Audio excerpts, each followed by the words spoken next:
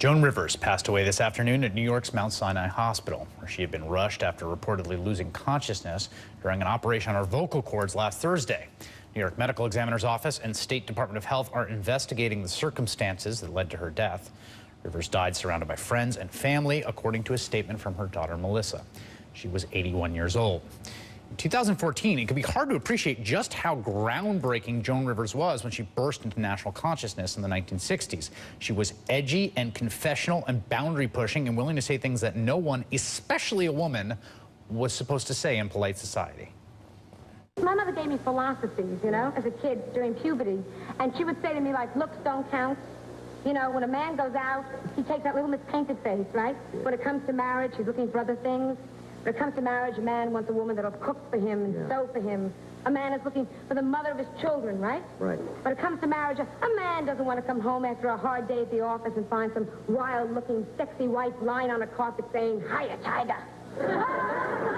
Yes, he does. He does? You know who made up these lies? No. Ugly girls' mothers.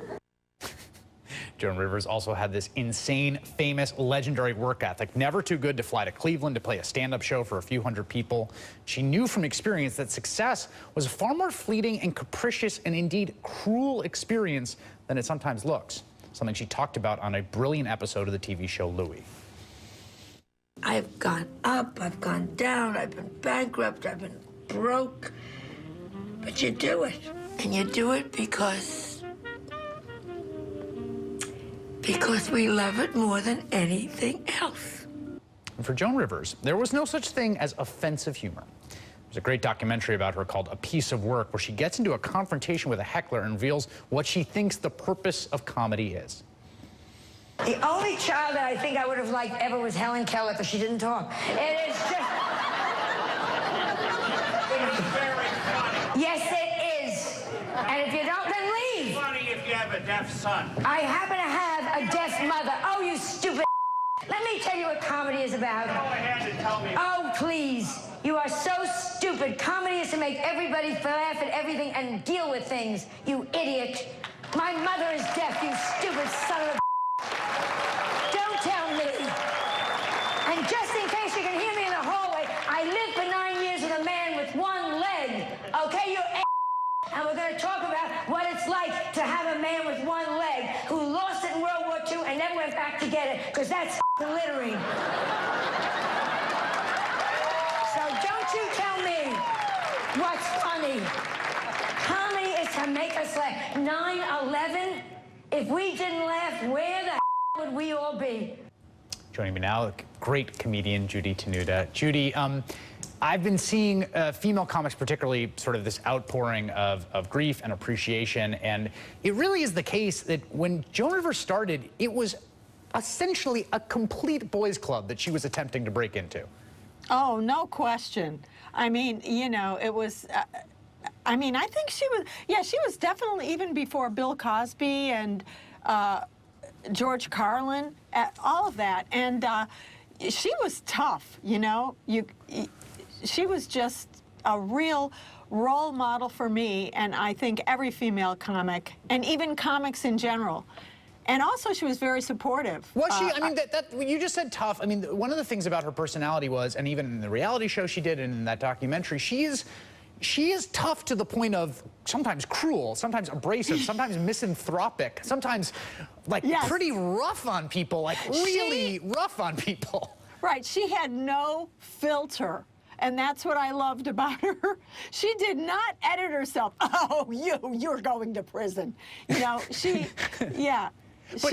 But was she sort of a mentor or an advocate, or did you feel kind of, did other comics feel kind of taken care of by her, or was she so sort of like competitive and driven that you were just going to get an elbow the way everybody else was? No, I have to tell you, when I was coming up in 1986, she started her Fox show, and I was one of the first comics that she had on. And she was real, and I just had a great time, and she was very supportive. And then she had her shows again. She had her morning talk shows in the beginning of the 90s, and she invited me on those as well. And she just let me run wild, you know. So, no, I really felt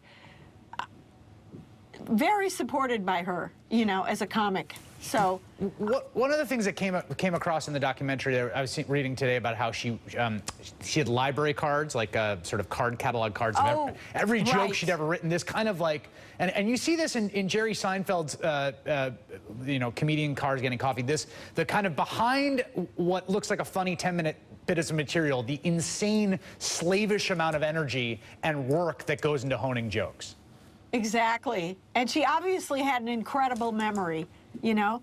I mean, just to come up like this with the jokes. And I remember I actually, I did Hollywood Squares with her. I was in the middle, I was in the middle seat. On the left of me was the Smothers Brothers, and she was on the right. And I said, oh my God, Joan, I think Dickie Smothers is hitting on me. And she goes, oh, that two-timer. You know, she always came up with something. She was just hilarious. There's also this arc to her career that's kind of fascinating, because in some ways she's legendary. She's this icon. She was sort of flew very close to the sun at very moments. She was you know, guest hosting the Tonight Show. She had her own shows, and then she also went through these periods where she fell out of favor, where she had to tour constantly to pay the bills. There's some kind of like strange lesson about the vagaries of show business that she herself was really upfront about. I didn't know that she had a problem with money, because I thought that she was really very savvy about that. I know she worked constantly, and she was like the Energizer Bunny, you know, from gig to gig to gig, and joke, joke, joke, and she also had QVC. So I don't know, there might have been a period before that, but where there was a problem with money, but I don't know. She never said, can I borrow some money, you know, so. I don't know. Do you think, how much has comedy changed or transformed as a sort of welcoming place for women in the, you know, 50 years since Joan Rivers' career started? I really think that because of comics like Phyllis Diller and Joan Rivers, you can just see women, a lot of women comics now, and I think they've really blazed the trail for us, you know? Judy Tenuta, thanks so much. Absolutely.